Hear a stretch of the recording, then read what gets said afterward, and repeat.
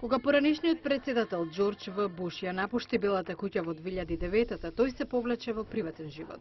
Сепак минатата година тој работеше заедно со доброволци во Замбија за реновирање на клиника што специализира за третман на цервикален карцином.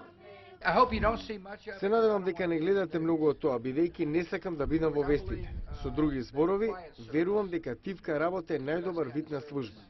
Но председателите имаат голема моќ да го привлечат вниманието на јавноста и добрата волја. Председателот Барак Обама го ги повика Џорџ Буш и Бил Клинтон да предводат акција за собирање пари во 2010-та по земјотресот во Хаити.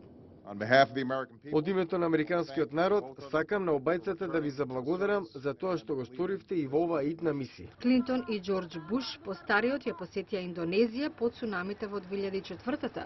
Собраа средства и ја кренаа свеста откако ураганот Катрина опустоши делови од југот на САД во 2005-та.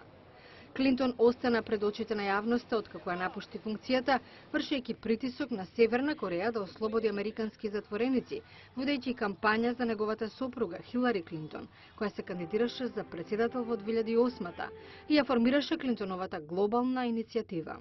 Работата на поранешниот председател Џими Картер често се фокусира на човековите права и промоција на демократијата, вклучувајќи и мониторинг на избори.